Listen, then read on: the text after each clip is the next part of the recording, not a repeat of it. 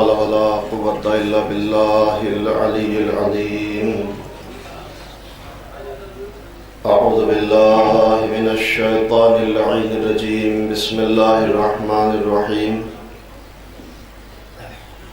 الحمد لله الذي هدانا لهذا وما كنا لنهتدي لولا أن هدانا الله.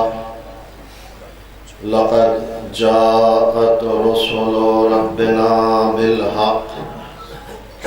مولانا ومولى الثقلين محبوب رب المشرقين جد الحسن والحسين بالقاسم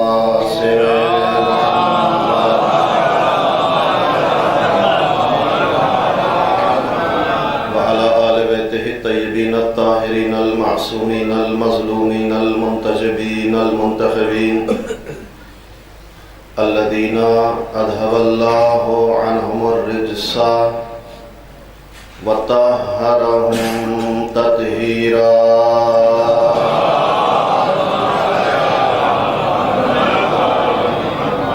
ولعنة الله على أعدائهم وقتلتهم وغاصبي حقوقهم ومنكري فضائلهم المنحرفين عنهم والشاكين فيهم من الآن إلى قيام يوم الدين. أما بعد فقد قال الله تبارك وتعالى في كتابه المبين وهو أصدق القائلين وقوله الحق. بسم الله الرحمن الرحيم. اعدلوا هو أقرب للتقوى واتقوا الله إن الله خبير بما تعملون. صلى الله.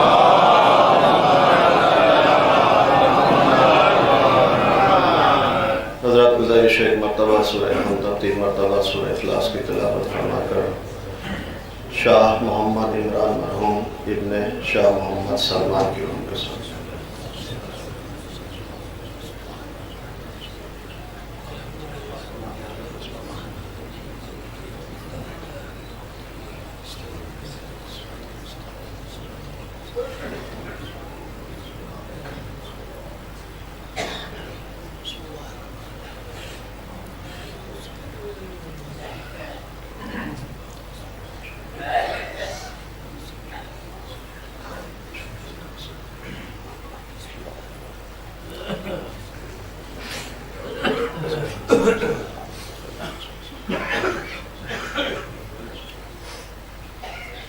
ایک سلوات ہے محمد.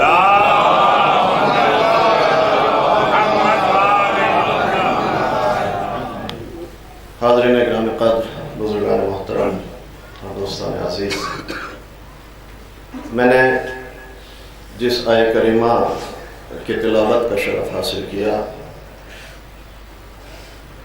اس میں خالق کائنات اپنے بندوں کو عدالت کی دعوت ہے. ارشاد ہوتا ہے اعدلوا هو اقرب للتقوى. عدالت اختیار کرو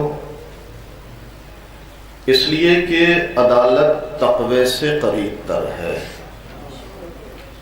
واتقوا اللہ، متقی بن جاؤ، ان اللہ خبیر بما تعملون. چونکہ جو کچھ تم انجام دیتے ہو خدا اس سے اچھی طرح باخبر ہے. عزیزان محترم، اس آیہ کریمہ میں خداوند عالم نے عدالت کو تقوی کا مقدمہ قرار دیا، تقوی کا زینہ قرار دیا. اعدلوا هو اقرب للتقوى. عدالت تقوی سے قریب تر ہے، عدالت اختیار ہے. گویا پروردگار یہ اعلان کرنا چاہتا ہے کہ دیکھو تم اس وقت تک متقی نہیں بن سکتے جب تک اپنے کردار کو زیور عدالت سے سجا نہ لو. سبحان اللہ. ایک صلوات بھیج محمد.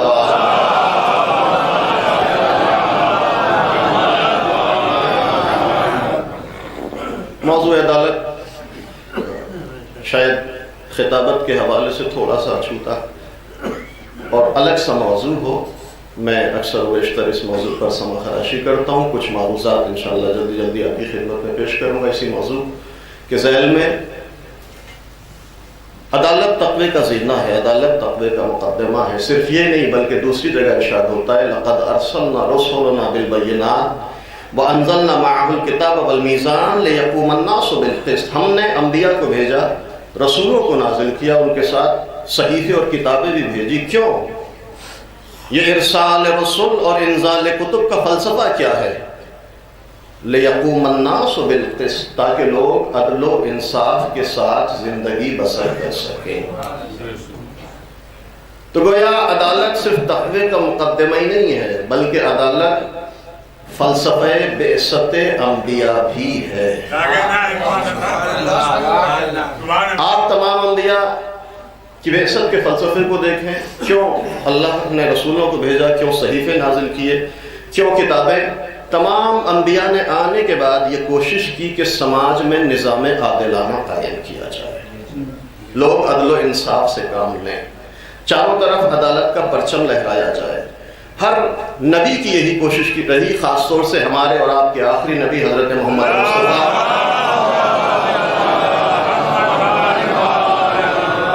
صلی اللہ علیہ وسلم کی پوری کوشش رہی کہ سماج میں عدالت کا بول بالا ہو، ظلم کا خاتمہ ہو. اور نبی آخر کے بعد اگر سن 35 ہجری سے لے کر سن 40 ہجری کی کوفے کی تاریخ کو دیکھیں تو علی نے بھی ہمیشہ شجر عدالت کی آبیاری کی کوشش کی. ایسا نظام عادلانہ قائم کیا کہ جس کی مثال نہیں ملتی. جارج ارداف کہنے پر مجبور ہوتا ہے کہ قتل فی محراب عبادت ہی لشدت عدل. علی شدت عدالت کی بنیاد پر محراب عبادت میں قتل کر دیے گئے. تمام انبیاء، تمام اولیاء، تمام معصومین کی یہ کوشش رہی کہ سماج میں عدالت قائم کی جائے. خصوصاً مولا امیر المومنین کی اگر تاریخ کو دیکھیں، وہ زمانہ جو مولا نے حکومت کی ہے وہ عدالت کا شاہکار ہے. نبی اور علی کی یہ کوشش رہی کہ ایسا سماج بنایا جائے، ایسے معاشرے کی بنیاد ڈالی جائے کہ جس میں انسان یقین اور اطمینان کی فضاؤں میں سانس لے. ایسا ماحول کہ جہاں نہ افراط ہو، نہ تفریط، نہ کمی ہو، نہ زیادتی، نہ شدت ہو، نہ ضعف، نہ غلامی ہو، نہ محکومی، نہ ناکامی ہو، نہ بدنامی، بلکہ ایسا معاشرہ ہو کہ جہاں نہ احساس کمتری ہو، نہ احساس برتری، نہ نسل و رنگ کی دیواریں ہوں، نہ بغض و حسد کی کھائیاں، نہ غیبت ہو، نہ افتراء، نہ الزام تراشی ہو، نہ شکوہ، بلکہ ایسا ماحول، ایسا معاشرہ کہ جہاں کثرت میں وحدت نظر آتی ہے. ایک صلوات بھیجے محمد.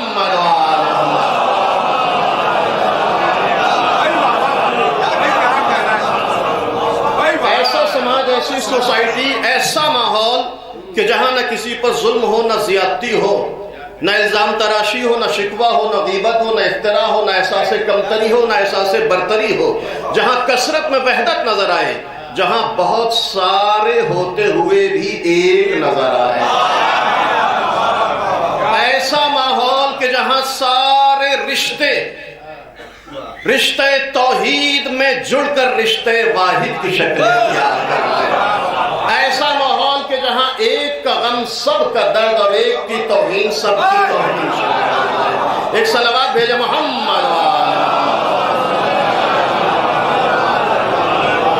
ذرا اس سے بہتر انداز میں درود بھیجے عظمت محمد.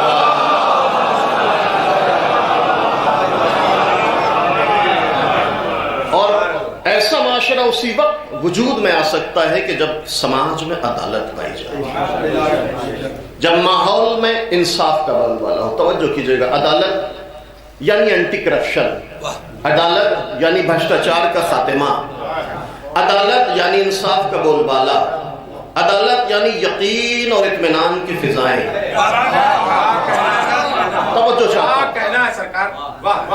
تھوڑا سا آپ ذرا دیکھیں عدالت کی تعریف کس سے کہتے ہیں، عدالت کے معنی اور عدالت کی ڈیفینیشن کیا ہے. دو تعریف علماء نے بیان کی ہے.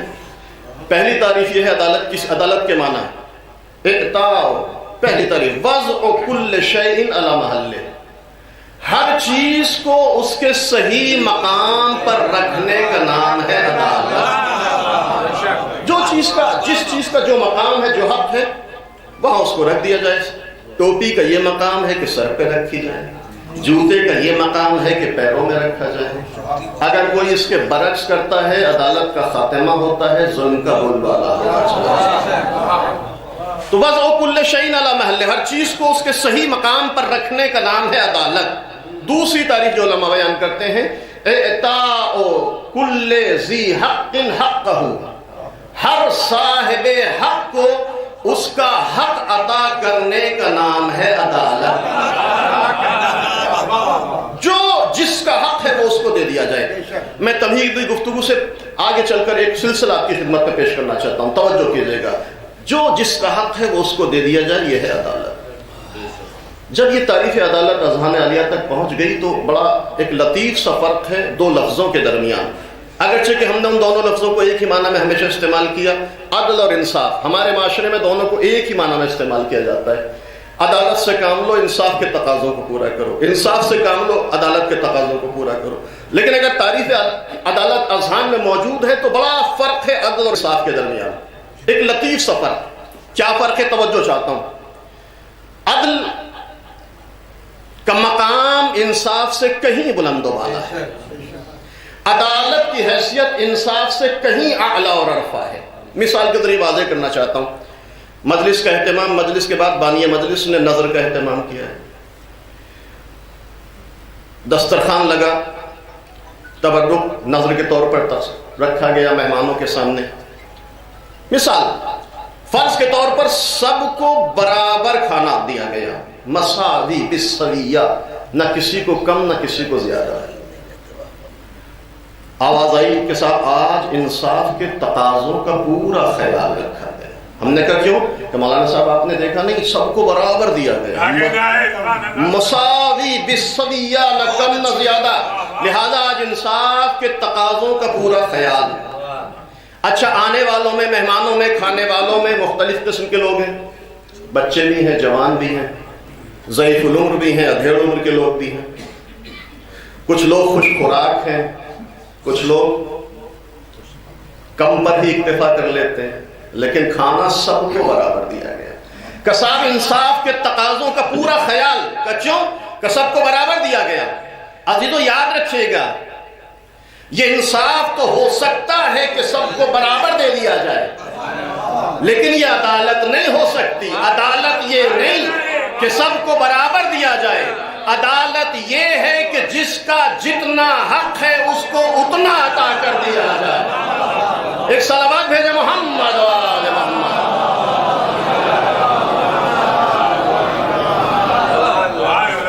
اعطاء کل ذی حق حقہ، ہر صاحب حق کو اس کا حق عطا کر دیا جائے۔ یہی وجہ ہے کہ علماء علم کلام کہتے ہیں کہ حقیقی معنی میں عدالت صرف زمان معصوم میں متحقق ہو سکتی ہے، کیونکہ معصوم جانتا ہے کہ کس کا کیا حق ہے، البتہ حقیقی معنی میں۔ لیکن انسان کو کوشش کرنی ہے کہ سماج میں عدالت قائم کی جائے۔ ایک حدیث، ایک سہارا لیتے ہوئے بات کو آگے بڑھانا چاہتا ہوں۔ امام جعفر صادق علیہ السلام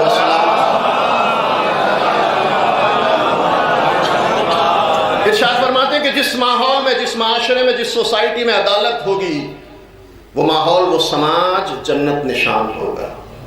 جہاں عدالت ہوگی وہ ماحول جنت کا نمونہ، اور جہاں عدالت نہ ہو وہ ماحول جہنم کا نمونہ۔ جس ماحول میں، جس سماج اور جس سوسائٹی میں، مفہوم حدیث کا چھٹے امام فرماتے ہیں جس ماحول میں عدالت ہوگی وہ ماحول جنت نشان، جہاں عدالت نہ ہو وہ سماج جہنم کا نمونہ۔ اب آپ تجزیہ کر لیں، جیسے جیسے عدالت آتی چلی جائے گی معاشرہ خوبصورت ہوتا چلا جائے گا، عدالت سے دوری انسان کو جہنم کی طرف دھکیلتی چلی جائے گی۔ تھوڑا سا اور تجزیہ کریں، جہاں عدالت وہ ماحول جنت نشان، جہاں عدالت نہ ہو وہ ماحول جہنم کا نمونہ۔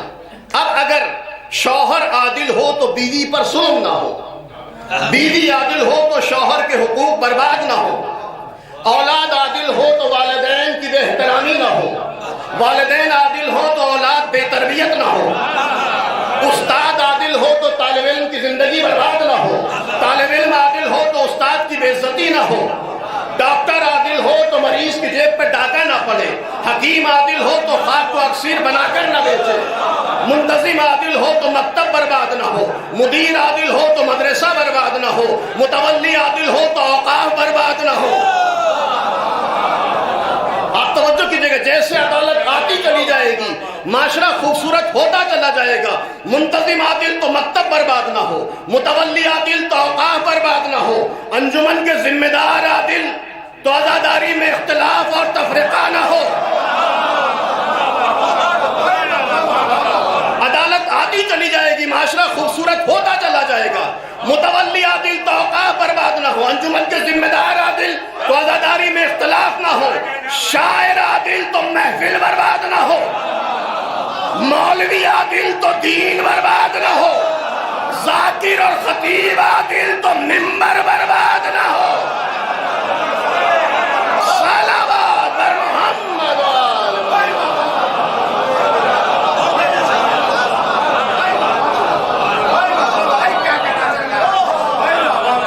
ذرا مل جل کر صلوات بھیجیں عظمت محمد وآل محمد۔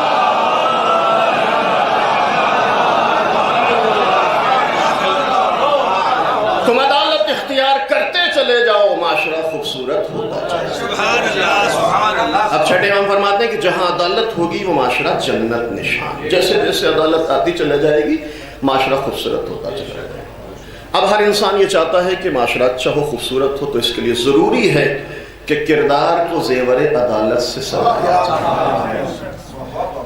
اب ہر انسان، اچھا ہماری سب کی خواہش ہے کہ ہمارا ماحول اچھا ہو، سماج اچھا ہو، عدالت کا بول بالا ہو، ظلم کا خاتمہ ہو، ہم سب یہ چاہتے ہیں۔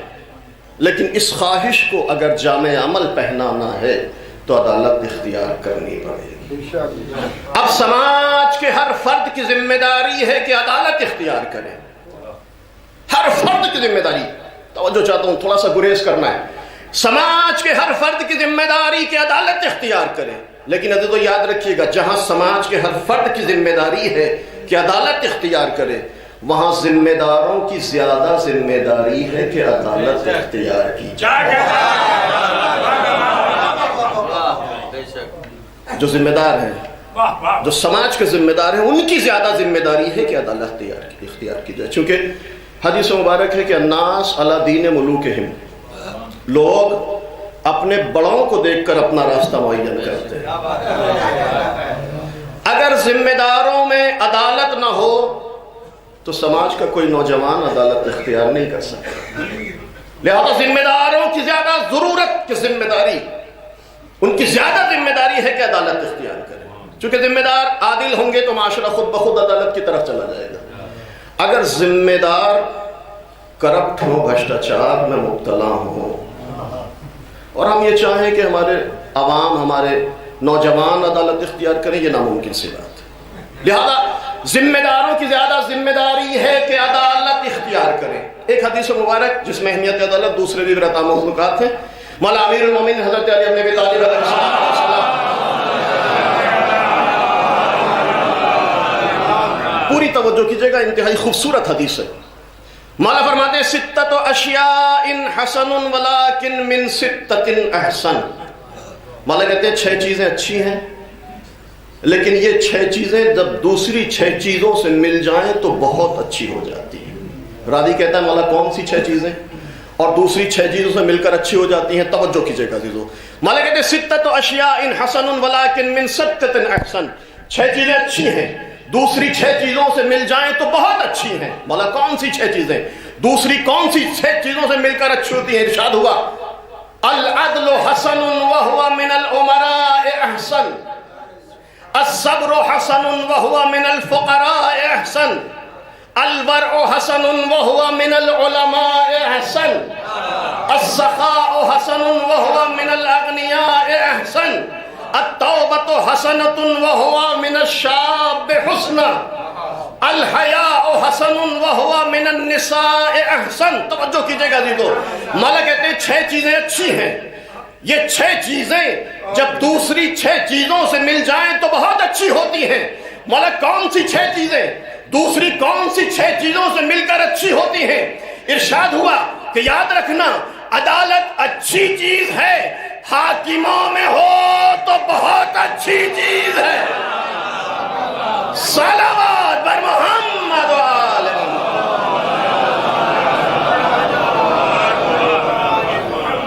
ہر فرد کی ذمہ داری کی عدالت اختیار کرے، لیکن ذمہ داروں کی زیادہ ذمہ داری ہے کہ عدالت اچھی چیز ہے. العدل حسن وہو من الامراء احسن.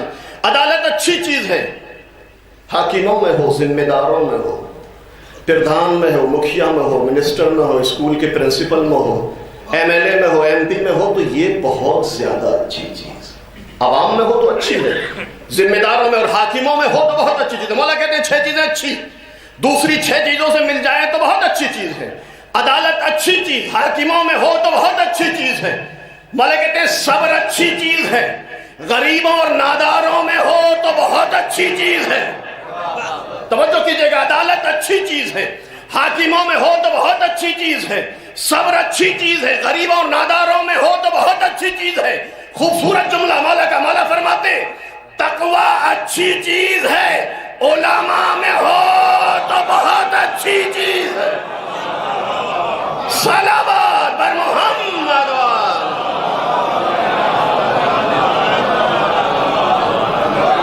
ذرا اس سے بہتر انداز میں درود بھیجو امت محمد و آل.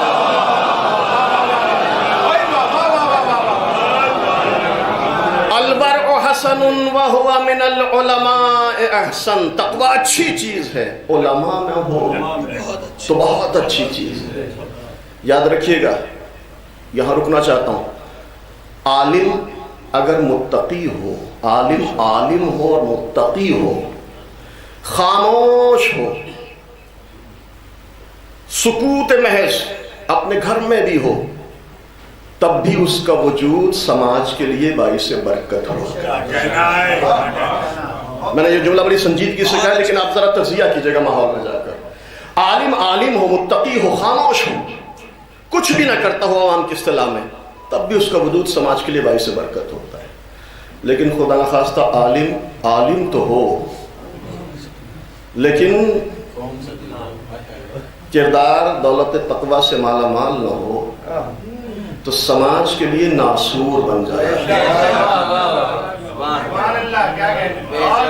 اپنا بھی ضمیر بیچتا ہے، قوم کا بھی سودا کرتا ہے. ایک صلوات بھیجے محمد.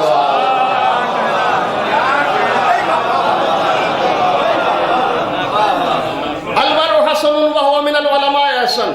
تقوی اچھی چیز ہے، علماء میں ہو تو بہت اچھی چیز ہے. عالم ہو، خاموش ہو، تب بھی سماج کے لیے باعث برکت. میں دلیل کے طور پر چھوٹے سے واقعے سے سہارا لینا چاہتا ہوں. مولا امیر المومنین حضرت علی بن ابی طالب علیہ السلام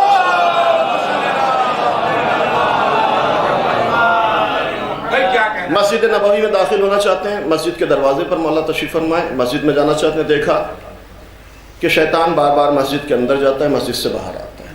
کبھی اندر جاتا ہے، کبھی باہر. مولا دیکھ رہے ہیں اندر جا رہا ہے، باہر آ رہا ہے، پریشان بھی ہے. مولا نے شیطان کو قریب بلایا، کیا مسئلہ ہے؟ تو کیا کر رہا ہے؟ بار بار مسجد کے اندر جاتا ہے، مسجد سے باہر آتا ہے.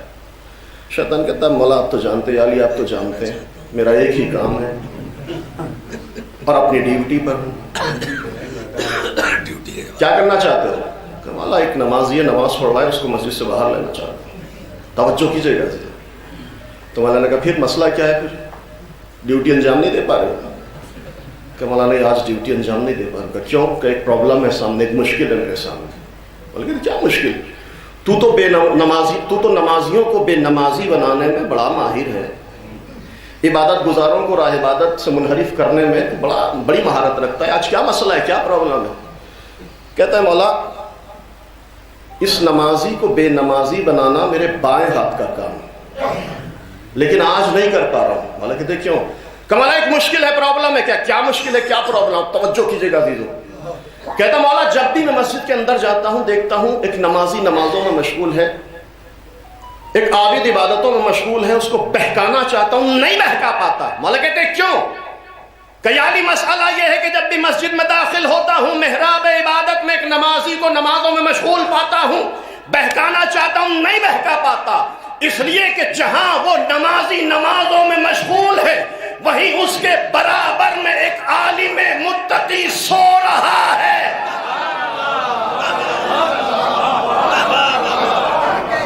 اس کے برابر متقی سو رہا ہے، مولا میں مسجد میں جاتا ہوں، اس عالم متقی کا، اس سوئے ہوئے عالم متقی کا روب و جلال مجھ پر طاری ہوتا ہے۔ میں مسجد سے باہر آ جاتا ہوں، علی مسکراتے ہوئے مسجد میں داخل ہوئے، کیا دیکھا؟ ایک عربی نمازوں میں مشغول ہے، برابر میں سلمان حالت اعتکاف میں سو رہے ہیں۔ صلوات بر محمد۔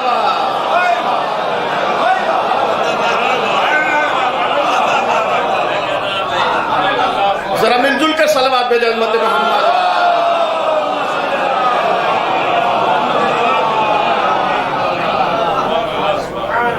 ایک عالم متقی سو رہا ہے۔ مولا بہکانا چاہتا ہوں، نہیں بہکاتا، کیوں؟ اس عالم متقی کا روب و جلال مجھ پر طاری ہوتا ہے۔ میں مسجد سے باہر نکل آتا ہوں، ابھی تو واقعہ مکمل ہو گیا، صرف نتیجہ دینا چاہتا ہوں۔ آج کا زمانہ بڑا عجیب و غریب زمانہ ہے، ایک عجیب و غریب فیشن ہے، روشن فکری کا زمانہ ہے۔ فیشن چلا ہے، جس کو دیکھیے علماء پر تبصرہ کرتا ہے۔ جسارتیں اتنی بڑھ گئیں، بنام اخباریت، بنام ملنگیت، بنام نصیریت، مراجع تک پر تبصرہ کیا جاتا ہے۔ ایک عجیب غریب فیشن، جس کو دیکھیے علماء پر تبصرہ ہے۔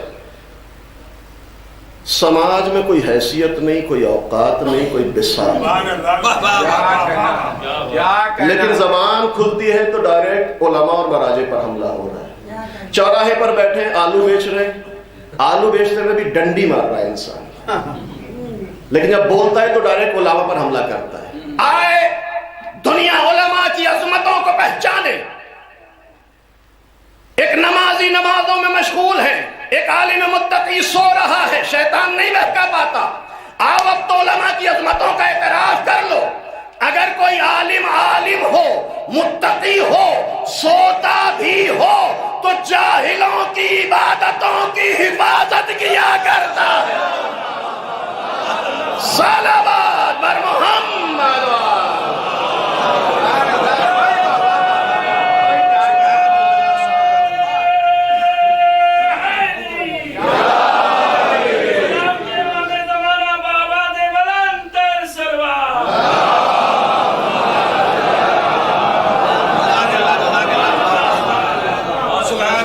البر حسن وہو من العلماء احسن، تقوی اچھی چیز ہے، علماء میں ہو تو بہت اچھی چیز ہے۔ توجہ کیجئے گا، عالم ہو، متقی ہو تو سماج کے لیے باعث برکت، نمازوں کی حفاظت ہے، عبادتوں کی حفاظت ہے، لیکن شرط کیا ہے؟ شرط تقوی ہے۔ عالم کہتے کس سے؟ عالم کے معنی، عالم کی ڈیفینیشن اور تعریف۔ سماج میں ہمارے اگر کسی سے پوچھیں آپ عالم کسے کہتے ہیں تو کیا تعریف ہوگی؟ جس کے سر پہ امامہ، ابا، قبا، ٹوپی، شیروانی، وہی عالم ہے ہمارا۔ جو مدرسے میں رہا ہو، حوضے میں پڑھا ہو، اسی کو عالم کہتے ہیں۔ بہت اچھی ایک تعریف کی جاتی ہے کہ جو جتنی اچھی مجلس پڑھ لیتا ہو وہ اتنا بڑا عالم۔ کسی نے رسول اللہ سے پوچھا، یا رسول اللہ من هو العالم، یا رسول اللہ عالم کون ہے؟ عالم کسے کہتے ہیں؟ اب رسول اللہ نے بڑی عجیب و غریب تعریف، بلکہ ایک معیار، ایک کرائٹیریا، ایک ملاک رہتی دنیا تک دے دیا عالم کو پہچاننے کے لیے۔ یا رسول اللہ آپ کی نظر میں عالم کون ہے؟ پیغمبر نے یہ نہیں کہا ہے کہ جس کے سر پہ امامہ ہو وہ عالم، جو ٹوپی شیروانی زیب تن کرتا ہو وہ عالم، جو مدرسوں میں رہا ہو، جو حوضے میں پڑھا ہو، قم، نجف، ہندوستان، لکھنؤ، ادھر ادھر پڑھا ہو وہ عالم۔ یا رسول اللہ پھر عالم کون ہے؟ ایک عجیب و غریب تعریف رسول اللہ نے بیان کی۔ یا رسول اللہ پھر عالم کون ہے؟ کہ یاد رکھنا، الا وان العالم قد علم بعلمہ، یاد رکھنا ہماری نظر میں عالم وہ ہے جو اپنے علم پر عمل کرتا نظر آ جائے، جو اپنے علم پر عمل کرتا نظر آئے۔ وَإِنْ كَانَ قَلِيلُ الْعِلْمِ، بھلے ہی اس کا علم کم کیوں نہ ہو، لیکن جتنا علم ہے اس پر عمل کرے، ہماری نگاہ میں وہ عالم ہے۔ گویا پیغمبر یہ بتانا چاہتے ہیں کہ دیکھو بے عمل انسان کتنا بھی پڑھا لکھا ہو، ہم اس کو عالم نہیں کہہ سکتے۔ ایک صلوات بھیجے محمد۔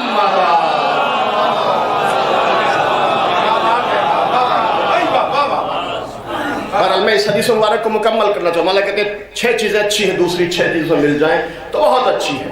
عدالت اچھی چیز ہے، حاکموں میں ذمہ داروں میں ہو تو بہت اچھی چیز ہے. صبر اچھی چیز ہے، غریبوں اور ناداروں میں ہو تو بہت اچھی چیز ہے. تقوی اچھی چیز ہے، علماء میں ہو تو بہت اچھی چیز ہے. اور یہ جملہ آپ کے لیے توجہ کیجئے گا. مولا کہتے ہیں تقوی اچھی چیز ہے، علماء میں ہو تو بہت اچھی چیز ہے. علی آپ کو مخاطب کر کے آپ کے لیے ہدیہ پیش کر رہے ہیں. مولا کہتے ہیں تقوی اچھی چیز ہے، علماء میں ہو تو بہت اچھی چیز ہے. جملہ سنیں. مولا کہتے ہیں سخاوت اچھی چیز ہے، مالداروں میں ہو تو بہت اچھی چیز. صلوات بر محمد وآلہ.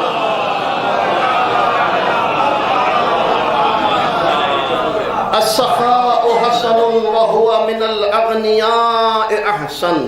سخاوت اچھی چیز ہے، دولت مندوں میں ہو، پیسے والوں میں ہو، زمینداروں میں ہو، تاجروں میں ہو تو بہت اچھی چیز ہے. ہر انسان سخاوت کرے اچھی چیز ہے، لیکن دولت مندوں میں ہو، پیسوں والوں میں ہو تو بہت اچھی چیز ہے.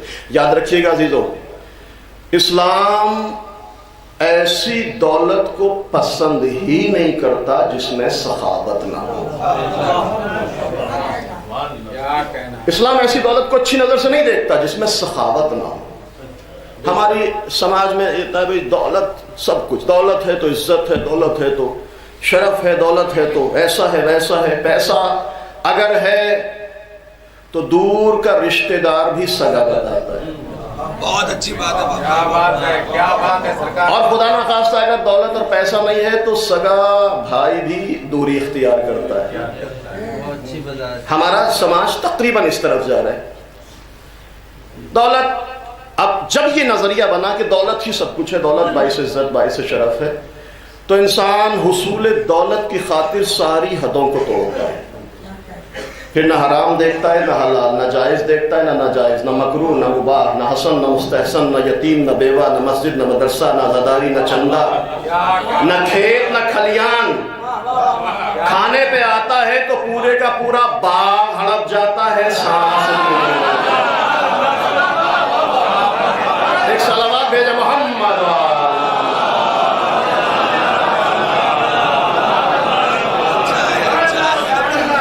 مجھے معلوم تھا کہ آپ کو یہ جملہ بہت پسند ہے. صلوات بھیجے محمد وآلہ.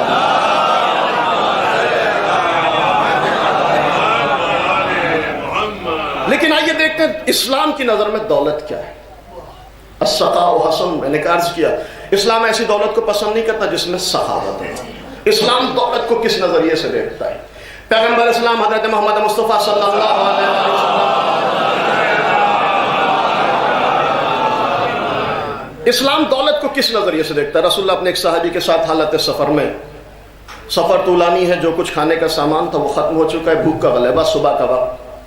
ایک صحابی ساتھ میں، پیغمبر نے اپنے صحابی سے کہا بھائی کچھ ہے کھانے پینے کے لیے؟ یا رسول اللہ کچھ نہیں ہے، ختم ہو چکا ہے. بھوک نے شدت اختیار کی. پیغمبر پھر کہتے ہیں صحابی سے بھائی تھوڑا بہت اگر کچھ ہو تو، بہت تیز بھوک لگ رہی ہے.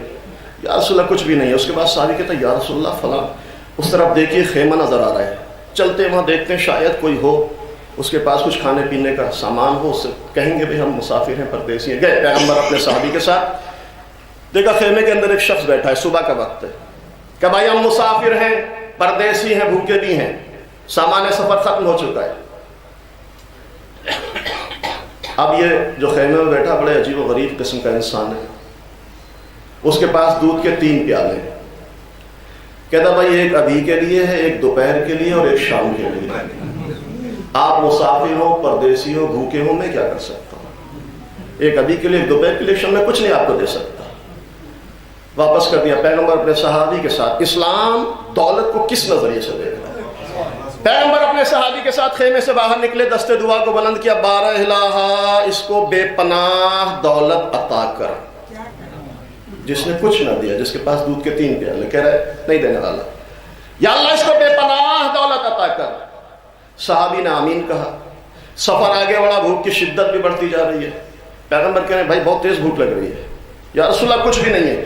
پھر صحابی تھوڑی دور چلنے کے بعد کہتا یا رسول اللہ ایک اور خیمہ نظر آ رہا ہے، چلیے وہاں چلتے ہیں، شاید وہاں کوئی ہمارے لیے انتظام ہو جائے. پیغمبر اپنے صحابی کے ساتھ اس خیمے میں بھی گئے. دیکھا ایک شخص بیٹھا ہے، اس کے پاس دودھ کا 1 پیالہ. کہ بھائی مسافر ہیں، پردیسی ہیں، بھوکے ہیں. کہتا اگر مسافر ہیں تو مہمان ہے، اور مہمان حبیب خدا ہوا کرتا ہے. مہمان حبیب خدا ہوا کرتا. آئیے تشریف رکھیے، میرے پاس دودھ کا ایک پیالہ ہے، اس کو تقسیم کر لیتے ہیں. آپ بھی پی لیجئے، میں بھی پی لیتا ہوں. دودھ تقسیم ہوا، مہمانوں نے بھی پیا، میزبان نے بھی پیا. اتنی برکت ہوئی کہ میزبان کی بھی بھوک کا خاتمہ ہو گیا، مہمان بھی بھوکے نہ رہے. پیغمبر پھر اپنے صحابی کے ساتھ خیمے سے باہر نکلے، پھر دستے دعا کو بلند کیا. لیکن عزیزو اب لہجہ دعا تبدیل ہو گیا. جب پہلے خیمے سے نکلے تھے تو کیا دعا ہوئی کی تھی؟ یا اللہ اس کو بے پناہ، جس نے کچھ نہ دیا، جس کے پاس دودھ کے 3 پیالے، اس کے لیے کیا دعا تھی؟ یا اللہ اس کو بے پناہ دولت عطا کر. لیکن جس کے پاس دودھ کا صرف ایک پیالہ، اس نے اپنے دودھ میں ان کو شریک کیا. اس کے لیے جب پیغمبر دعا کر رہے ہیں تو لہجہ دعا تبدیل. اب پیغمبر نے یہ نہیں کہا کہ یا اللہ اس کو بے پناہ دولت عطا کر، بلکہ پیغمبر نے دست دعا کو بلند کر کے ایک جملہ کہا، یا اللہ اس کو بے قدر ضرورت دولت عطا کر. یا اللہ بے قدر ضرورت دولت عطا کر. صحابی نے آمین کہا، لیکن پہلے والی آمین میں اور اس آمین میں بالکل ایسا ہی فرق جیسے انسان کھانا کھانے سے پہلے پرجوش ہو اور کھانا کھانے کے بعد. توجہ کیجئے گا. آمین کہا، ہلکی آواز. پیغمبر جو ہیں وہ مدبر کائنات، ذہنیت کو بھی جانتے ہیں، حیثیت کو بھی جانتے ہیں. کہ بھئی مسئلہ کیا ہے؟ پہلے کی طرح آمین نہیں کہا ہے. کہ یا رسول اللہ بات تو صحیح ہے، پہلے کی طرح آمین نہیں کہا ہے. کہ کیوں؟ کہ یا رسول اللہ بات سمجھ میں نہیں آئی. جس نے کچھ نہ دیا، جس کے پاس دودھ کے 3 پیالے تھے، جس نے کچھ نہ دیے اس کے لیے آپ نے بے پناہ دولت کی دعا کی. جس کے پاس دودھ کا 1 پیالہ، اس کے لیے بے قدر ضرورت دولت کی دعا کی. آخر فلسفہ کیا ہے؟ پیغمبر نے کہا دیکھو تم صحابی ہو، تمہاری مشکل یہ ہے کہ دولت کو باعث شرف سمجھتے ہو. تمہاری پرابلم یہ ہے کہ دولت ہی کو سب کچھ سمجھتے ہو. یا رسول اللہ اگر دولت باعث شرف نہیں ہے تو پھر کیا چیز باعث شرف ہے؟ دولت اچھی چیز نہیں ہے تو پھر کیا چیز باعث شرف ہے؟ پیغمبر کہتے ہیں کہ نہیں، دیکھو دولت باعث شرف نہیں ہے.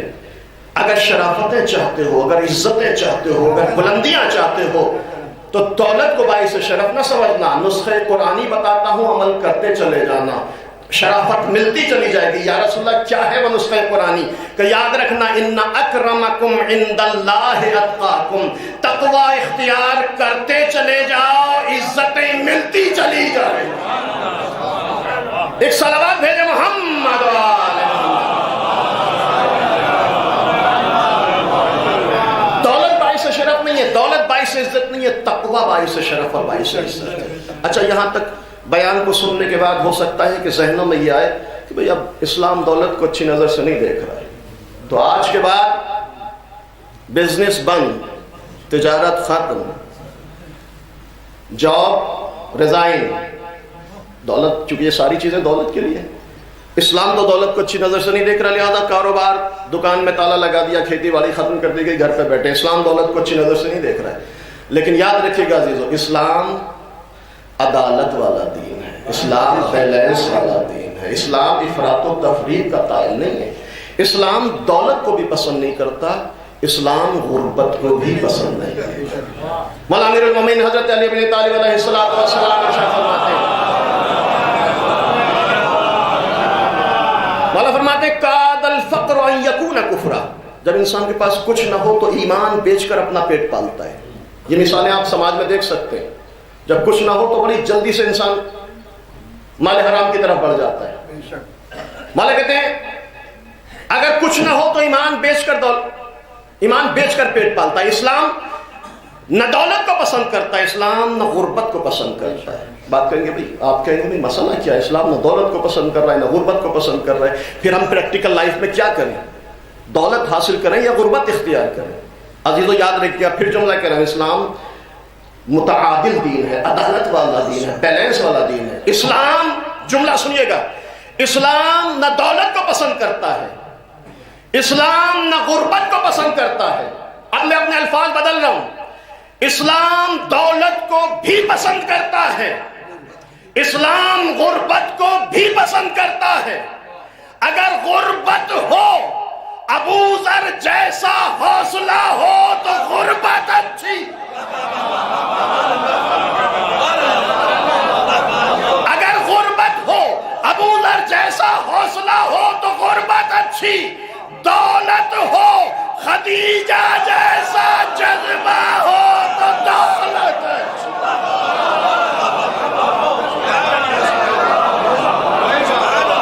صلوات پر محمد.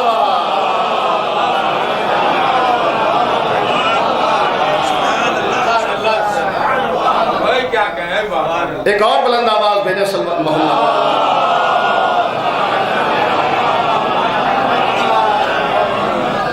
اگر غربت ہو، ابو ذر جیسا حوصلہ تو غربت اچھی. دولت ہو، خدیجہ جیسا جذبہ ہو تو دولت اچھی. اب وہ جملہ سخاء حسن وہو من الاغنیاء احسن. سخاوت اچھی چیز ہے، دولت مندوں میں ہو تو بہت اچھی چیز ہے.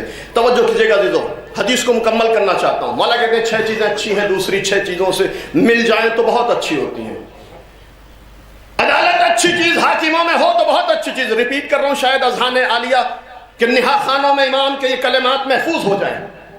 عدالت اچھی چیز ہے، حاکموں میں ہو تو بہت اچھی چیز ہے. صبر اچھی چیز ہے، غریب اور ناداروں میں ہو تو بہت اچھی چیز ہے.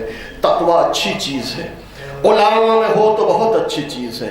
سخاوت اچھی چیز ہے، دولت مندوں میں ہو تو بہت اچھی چیز ہے. نوجوان بھی یہاں مجلس میں موجود ہیں، نوجوانوں کے لیے علی کی طرف سے تحفہ خوبصورت تحفہ ہے. توجہ کیجئے گا، مولا کہتے ہیں سخاوت اچھی چیز ہے. بڑا معرفت والا جملہ ہے عزیزو. سخاوت اچھی چیز ہے، دولت مندوں میں ہو تو بہت اچھی چیز ہے. نوجوان سنیں، مولا کہتے ہیں توبہ اچھی چیز ہے، عالم جوانی میں ہو تو بہت اچھی چیز. صلوات بر محمد.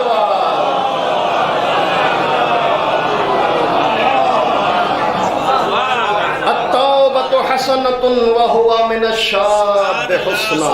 ماہ رمضان آنے والا ہے، علی کی شہادت کے دن آنے والے ہیں. سبحان اللہ. توبہ، استغفار، ذکر، مناجات اور ذکر الہی کا مہینہ آنے والا ہے. نوجوان سنیں، توبہ اچھی چیز ہے، عالم جوانی میں ہو تو بہت اچھی چیز ہے.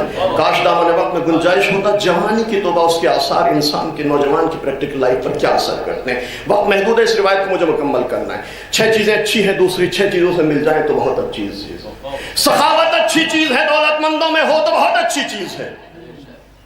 توبہ اچھی چیز ہے، عالم جوانی میں ہو تو بہت اچھی چیز ہے. آخری جملہ، اس کے بعد نتیجہ اس حدیث کا. مولا کہتے ہیں کہ توبہ اچھی چیز ہے، عالم جوانی میں ہو تو بہت اچھی چیز ہے. اچھا یاد رکھیے گا، اس حدیث مبارک میں علی نے سماج کے ہر فرد کے لیے تحفے دیے. کوئی موضوع کسی کو پسند ہوتا ہے، کوئی موضوع کسی کو پسند. تبلیغی مجلس پڑھ لی تو ایک طبقہ ناراض. اچھا فضائل پڑھے تو کچھ لوگ تھوڑا سا بے چین. لیکن یہ حدیث مبارک ایسی ہے کہ اگر غور کیا جائے تو سماج کو ہر فرد کو مولا ہدیہ اور تحفے پیش کرے. خواتین بھی ہمارے سماج کا ایک اہم ترین حصہ ہے. اگر خواتین کے لیے علی نے کچھ نہ کہا ہوتا تو بات تشنع بیان رہ جاتی. سب کے لیے علی نے کہا، خواتین کے لیے جملہ، مستورات کے لیے جملہ. شاید آواز جا رہی ہو، ورنہ آپ پیغام پہنچائیں گے. مولا کہتے ہیں کہ سخاوت اچھی چیز ہے، دولت مندوں میں ہو تو بہت اچھی چیز ہے. توبہ اچھی چیز ہے، عالم جوانی میں ہو تو بہت اچھی چیز ہے. علی خواتین کو تحفہ پیش کر رہے ہیں. مولا کہتے ہیں حیا اچھی چیز ہے، عورتوں میں ہو تو بہت اچھی چیز. صلوات بر محمد.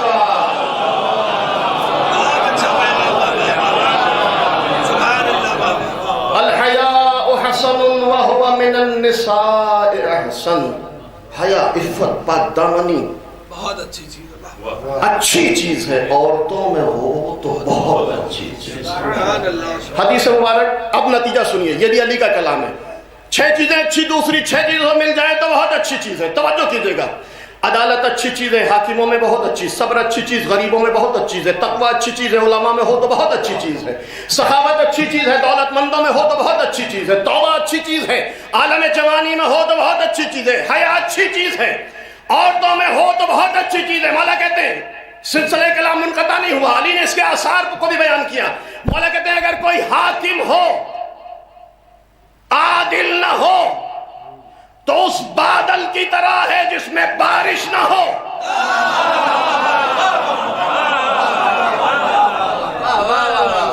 کوئی حاکم ہو عادل نہ ہو تو اس بادل کی طرح ہے جس میں بارش نہ ہو.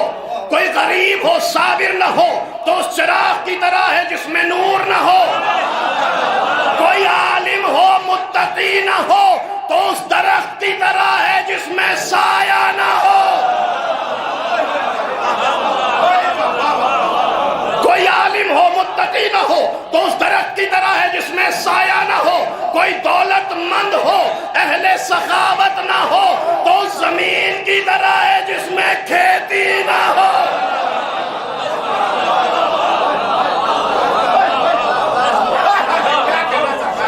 ابھی یہ کسی خطیب کی خطابت نہیں ہے, علی کے کلمات ہیں.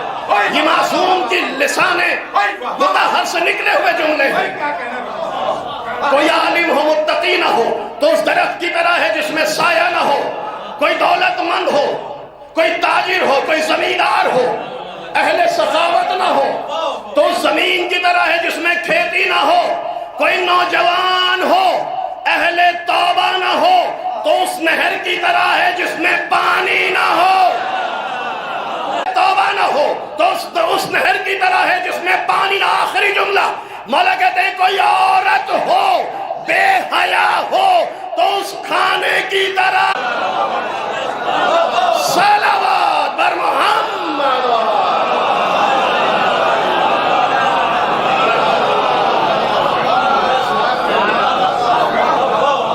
ذرا مل جل کر بلند آواز میں درود بھیجیں عظمت محمد.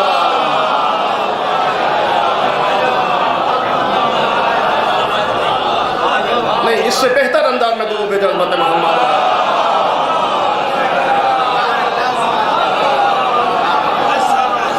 کوئی عورت ہو بے حیا ہو اس کھانے کی طرح ہے جس میں نمک نہ ہو.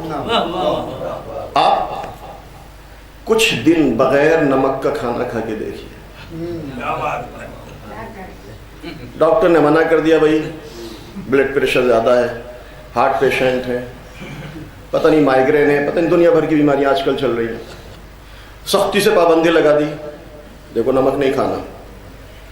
پہلے تو یہ تلاش کرتے ہیں کہ چلیے بھائی یہ نمک کیمیکل والا ہے, لاہوری نمک تلاش کیا جائے. کیوں؟ انسان بغیر نمک کے زیادہ دن کھانا نہیں کھا پاتا ہے. اچھا چور چوری سے جائے, ہیرا پھیری سے نہیں جاتا. بیوی بچے بالکل نظارت کیے ہوئے, ڈاکٹر نے سختی, 2 4 10 5 دن تو صبر ہوا. اب جو ہے وہ چھپ چھپا کر کہیں نہ کہیں سے انسان کوشش کرتا ہے کہ زیادہ نہیں تھوڑا سا نمک, چونکہ ذائقہ تلاش کر رہا ہے نمک. اب عزیزو میں نے یہ بات کہی ہے نا, ذرا آپ تطابق کیجئے مولا کے جملے پر. مولا کہتے ہیں اگر عورت ہو بے حیا ہو تو اس کھانے کی طرح ہے جس میں نمک نہ ہو. آج کا زمانہ بڑا فیشن والا زمانہ ہے, لیکن یہ بھی عجیب و غریب بات ہے, کتنا بھی رنگین مزاج انسان کیوں نہ ہو, گھر میں عفیف عورت کو رکھنا چاہتا ہے. گھر میں پاک دامن عورت کو رکھنا چاہتا ہے, کتنا بھی رنگین مزاج کرنا. توجہ کیجئے گا ذرا, یہ عجیب و غریب جملے ہیں لیکن یہ سماج کی عکاسی ہے. کیوں؟ اس لیے کہ خدا نہ خواستہ اگر کوئی بے حیا عورت گھر میں آ جائے تو اس رنگین مزاج انسان کی بھی زندگی اجیرن لے لے. شریف تو بیچارہ شریف, لیکن اس رنگین مزاج کی بھی زندگی اجیرن لگتی ہے. مولا کہتے ہیں اگر عورت ہو بے حیا ہو تو اس کھانے کی طرح جس میں نمک نہ ہو. تو آپ ذرا غور کیجئے, مریض ہیں, ہارٹ بلڈ پریشر ہائی, کہاں انسان جائے, کہاں شرکت کرے. جس شادی میں جاتے ہیں ہم نے یہ دیکھا کہ بے غیرت مرد اپنی ناموس کو سجا سجا کر نامحرموں کے سامنے.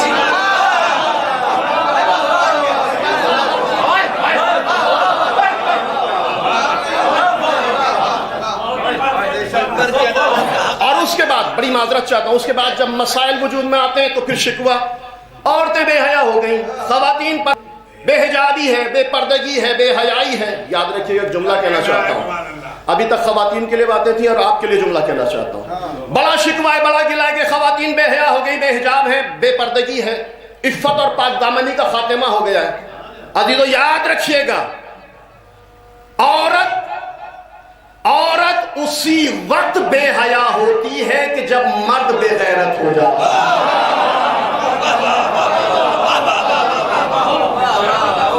عورت کی بے حیائی مردوں کی بے غیرتی کا نتیجہ ہے. جب تک مرد میں غیرت باقی ہوگی عورت میں حیا باقی ہے. ایک صلوات بھیجے محمد.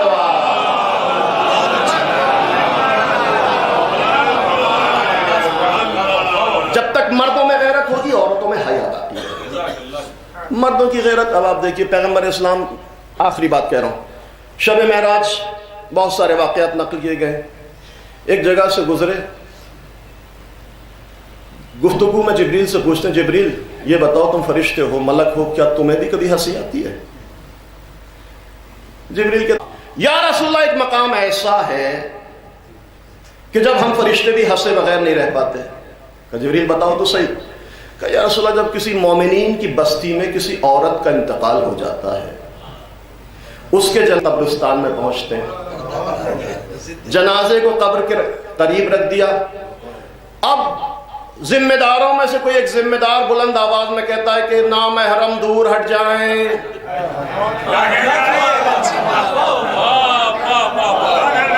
یہ خاتون کا جنازہ ہے, یہ عورت کا جنازہ ہے, خبردار کوئی نامحرم قریب نہ آئے, دور چلے جاؤ, اس لیے کہ یہ خاتون کا جنازہ ہے, اس کی حرمت کو باقی رہنا چاہیے. جبریل کہتے ہیں یا رسول اللہ یہی وہ مقام ہے جب ہم فرشتے بھی ہنسے بغیر نہیں رہ پاتے, ہمیں بھی ہنسی آتی ہے. رسول اللہ کہتے ہیں جبریل اس میں ہنسنے کی کون سی بات ہے, کیوں ہنستے ہو؟ یہ ہنسنے کا مقام تو نہیں ہے بھائی, نامحرم عورت ہے, نامحرم کو جانا چاہیے. کہ یا رسول اللہ اسی بات پر تو ہنسی آتی ہے, آج یہ خاتون یہ عورت مر چکی ہے, اس کا حسن ختم ہو چکا ہے, اب یہ اس لائق بھی نہیں کہ کوئی اسے دیکھے. تب سماج کے ذمہ داروں کی آنکھ کھلتی ہے کہ نامحرم و دور ہو جاؤ, یہ عورت کا جنازہ ہے. یا رسول اللہ سماج ہو گیا تھا جب یہی عورت بے پردہ بازاروں میں گھوما کرتی تھی. دوست صاحبہ سبھی نے اس خبر غم سے متاثر ہوئے, پردیس میں موت آئی, بہت سارے عزیز رشتہ دار جنازے میں شرکت نہیں کر سکتے. میں پسماندگان کی خدمت میں, ان کے وارثوں کی خدمت میں ایک جملہ کہنا چاہتا ہوں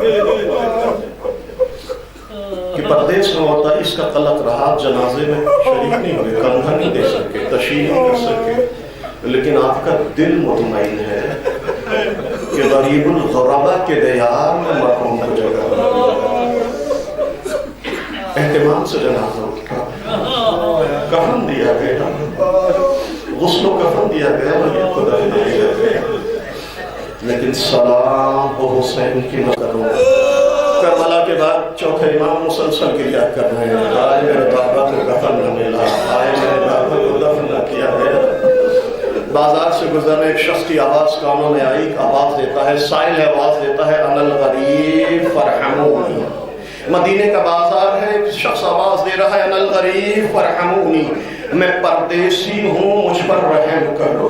امام نے جیسے ہی, چوتھے امام نے جیسے ہی یہ جملہ سنا, اس کو قریب بلایا, اس کی مدد کی, اس کی ضروریات کو پورا کیا, لیکن اس کے بعد ایک جملہ کہا, بھائی میں تجھ سے ایک سوال کرنا چاہتا ہوں, میرے سوال کا جواب دیتے. فرزند رسول کیا پوچھنا چاہتے ہیں کہ بھائی یہ بتا, تو پردیسی ہے نا اس شہر میں, تو یہاں کا رہنے والا نہیں ہے؟ میں کہا میں یہاں کا رہنے والا نہیں ہوں. کہ بھائی ایک سوال کا جواب دے دے کہ اگر تجھے مدینے میں موت آ جائے اور مدینے کے لوگ تجھے کفن نہ دیں, تجھے غسل نہ دیں, تیرے جنازے کو دفن نہ کریں, تو تجھے کیسا ہے؟ اور مدینے کے لوگ مجھے دفن نہ کریں, کہ کیوں یہ ناممکن کیوں ہے؟ کہ اس لیے کہ مولا میں مسلمان ہوں, مدینہ مسلمانوں کا شہر ہے, مدینے کے مسلمانوں کی غیرت یہ برداشت نہیں کر سکتی کہ کسی مسلمان کا جنازہ بے گور پڑا رہے. ایک مرتبہ سید سجاد نے مدینے سے کربلا کا رخ کیا, آواز دی السلام علیکہ یا ابا عبداللہ, بابا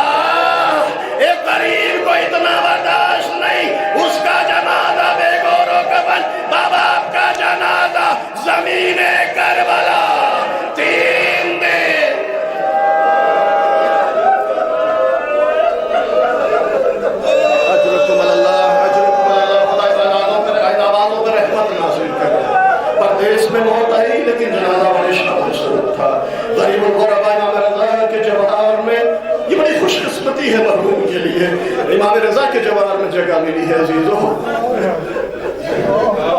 لیکن پسماندگان کے لیے مشکل ہے، بڑا سخت ہے اس غم کو برداشت کرنا۔ ایک جملہ کہوں گا، ہاں ہر غم کا مداوا غم کربلا ہے۔ جب آپ کو اپنے عزیز کی یاد آئے تو تھوڑی دیر سید سجاد کے عزیزوں کو یاد کر کے ماتم کر لینا۔ حسین خود امام رضا کہتے ہیں، جس کے جوار میں مرحوم کو جگہ ملی، امام کہتے ہیں کہ جب تمہارا کسی چیز پر رونے کا دل چاہے،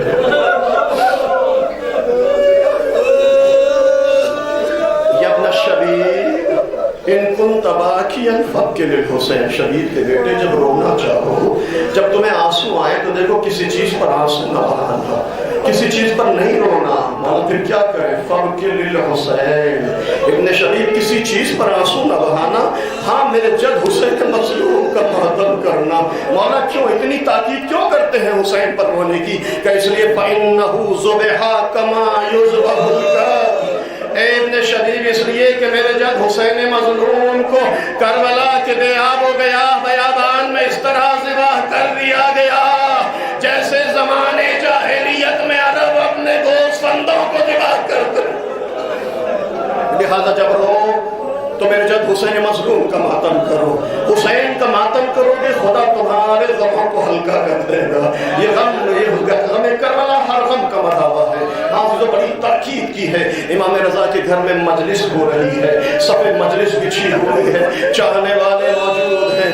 ایک مناسبت سے چونکہ مرحوم امام کے جوار میں دفن ایک روایت زحمت تمام کر رہا ہوں، 8ویں امام کے گھر میں صفے ماتم بچھی ہوئی ہے، چاہنے والے ماتم کر رہے ہیں، امام اپنے جد حسین مظلوم کے مصائب بیان کر رہے ہیں، زہر و بطار چاہنے والے آنسو بہا رہے ہیں۔ اچانک امام کی نگاہوں نے دیکھا کہ چاہنے والا دیبل خزائی وارد مجلس ہو گیا۔ امام نے جیسے ہی دیبل کو دیکھا، دیبل تم میرے جد کے مرثیہ خان ہو، تم میرے جد کے شاعر ہو، تم میرے جد کے نوحہ خان ہو، دیبل دیکھو میرے جد کا ماتم ہو رہا ہے، میرے جد کی مجلس ہو رہی ہے، دیبل کیا کوئی نیا مرثیہ لکھا ہے میرے جد کے لیے؟ دیبل نے ہاتھوں کو جوڑا، مولا اسی مرثیے کو سنانے کے لیے حاضر ہوا ہوں۔ امام منبر سے نیچے تشریف لائے، دیبل میرے جد کے منبر پر بیٹھو، میرے جد حسین مظلوم کا مرثیہ بیان کرو، حسین کے مرثیہ خان ہو، حسین کے شاعر ہو، حسین کے مداح ہو، حسین کے لیے شور و سخن کہنے والوں، اپنی قسمت پہ ناز کرو۔ امام رضا زمین پر بیٹھے ہیں، چاہنے والے کو منبر پر بٹھایا، میرے جد حسین مظلوم کا مرثیہ پڑھو۔ دیبل خزائی منبر پر آتے ہیں، مرثیہ پڑھنا شروع کرنا چاہتے ہیں، ایک مرتبہ امام پھر اپنی جگہ سے کھڑے ہوتے ہیں، دیبل تھوڑی دیر انتظار کرو، کچھ لمحے انتظار کرو، میں بھی آتا ہوں تب مرثیہ پڑھنا۔ کہتی ہے امام بیت الشرف میں تشریف لائے، ایک مرتبہ آواز دی، خواتین خانہ جمع ہو جاؤ، ایک گھر کی عورتوں جمع ہو جاؤ، میرے جد حسین مظلوم کا ماتم ہو رہا ہے، میرے جد کا شاعر دیبل خزائی میرے جد کا مرثیہ پڑھنا چاہتا ہے۔ پردے کا اہتمام ہوا، اس طرف خواتین ہیں، اس طرف امام کے چاہنے والے۔ امام نے اپنے اس عمل سے پیغام دیا کہ دیکھو عزاداری میں خواتین کی شرکت ضروری ہے، لیکن پردے کے اہتمام کے ساتھ، پردے کے انتظام کے ساتھ۔ ادھر خواتین ہے، ادھر اہل خانہ، ادھر امام کے چاہنے والے۔ امام فرض اعضا پر بیٹھتے ہیں، دیبل اب مرثیہ پڑھو، اب مرثیہ پڑھنا شروع کرو۔ عجیب و غریب مرثیہ دیبل نے لکھا ہے، تاریخ ادبیات عرب میں آج بھی یہ مرثیہ مشہور ہے۔ دیبل کہتے ہیں، عجیب و غریب جملہ ہے، ہر مرنے والے کی خواہش ہوتی ہے کہ اس کو اس کے آبائی قبرستان لیکن کتنا خوش نصیب ہے وہ مرنے والا جس کو امام کے جوار میں جگہ ہے، جو امام کے پہلو میں دفن کیا جائے۔ لیکن عام طور سے اگر آس پاس کہیں موت ہو تو مرنے والے کی خواہش ہوتی ہے کہ آبائی قبرستان میں دفن کیا جائے۔ ایک منظر کشی کی ہے دیبل نے۔ دیبل کہتے ہیں دنیا کا کوئی بھی قبیلہ کیوں نہ ہو، کوئی بھی خاندان کوئی کیوں نہ ہو، کمزور سے کمزور قبیلہ، کمزور سے کمزور خاندان کیوں نہ ہو، اس کا ایک قبرستان ہوتا ہے، اس کا ایک گورستان ہوتا ہے، جہاں مرنے والے کو اس کے آبائی قبرستان میں دفن کر دیا جاتا ہے۔ ہر قبیلے کا، ہر خاندان کا ایک قبرستان جہاں مرنے والوں کو اس کے آبائی قبرستان میں دفن کر دیا جاتا ہے۔ لیکن دیول کہتے ہیں کتنا مظلوم ہے اہل بیت کا خاندان، ارے جن کا کوئی قبرستان نہیں، جن کا کوئی گورستان نہیں، کوئی مدینے میں دفن ہے، کوئی بقیع میں دفن ہے، کوئی کربلا میں دفن ہے، کوئی نجف میں دفن ہے، کوئی قازمین میں دفن ہے۔ اور یہاں تک دیویل نے شعر کہا، امام پھر کھڑے ہوتے ہیں، دیویل تم نے یہاں تک تو کہا کہ کوئی قازمین میں دفن ہے، دیویل میرے کہنے سے اپنے مرثیے میں ایک شعر کا اضافہ کر لو۔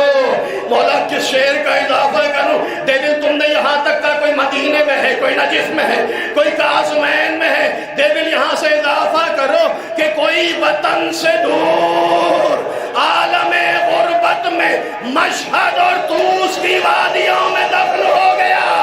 دیویل نے ہاتھوں کو جوڑا، مولا آپ کے در کا غلام ہوں، آپ کے در کا شاعر ہوں، آپ کے در کا فقیر ہوں، مولا مجھے نہیں معلوم آپ کے خاندان کی کون صفت مشہد اور طوس کی وادیوں میں دفن ہوئی۔ ایک مرتبہ امام نے سر کو جھکایا، بڑی حسرت سے ایک جملہ کہا، دیویل کچھ دن کے بعد سنو گے تمہارا یہ مظلوم امام، تمہارا یہ غریب امام مدینے سے دور مشہد کی وادیوں میں جا کے دفن ہو گیا۔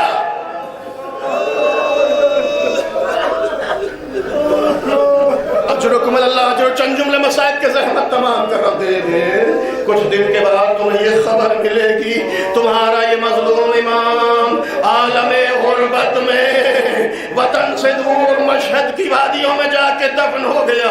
امام کا حکم تھا، دیویل مجبور تھے، مرثیے میں شعر کا اضافہ کیا، کوئی مدینے میں ہے، کوئی بقیع میں ہے، کوئی نجف میں ہے، کوئی کربلا میں ہے، کوئی قازمین میں ہے، کوئی وطن سے دور عالم غربت میں طوس کی وادیوں میں جا کے دفن ہو گیا۔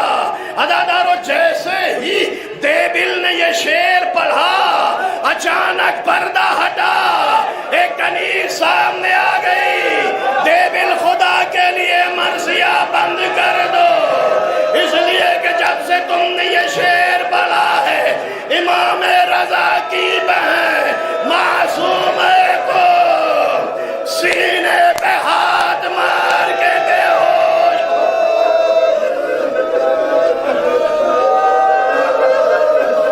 دیویل امام کی بہن بے ہوش ہے، مرثیہ بند کر دو۔ عزاداروں میں دست ادب کو جوڑ کر معصومہ قم کی بارگاہ میں ایک جملہ کہنا چاہتا ہوں، بیوی اتنا برداشت نہ ہوا، قبل شہادت خبر شہادت سنی، برداشت نہ ہوا، بے ہوش ہو گئی۔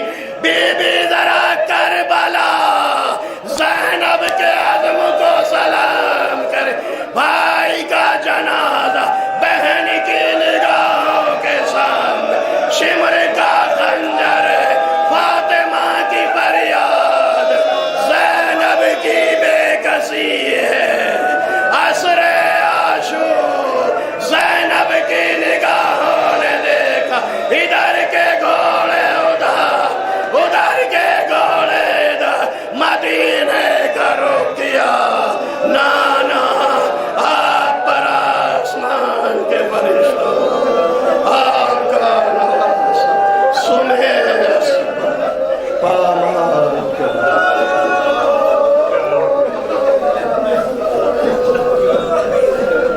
سيعلم الذين ظلموا أي منقلب ينقلبون إنا لله وإنا إليه راجعون۔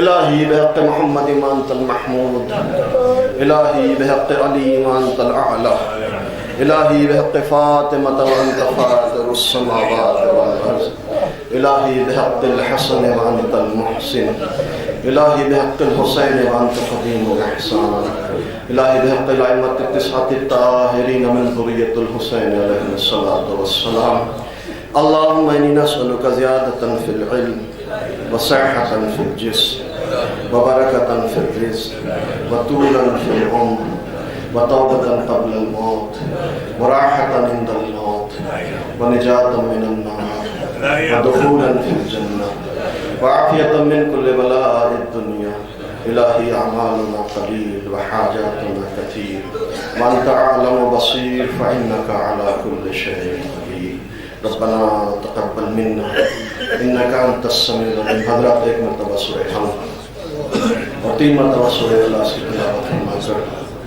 مرحوم شاہ محمد بلرام ابن شاہ محمد سلمان کی روح شاہ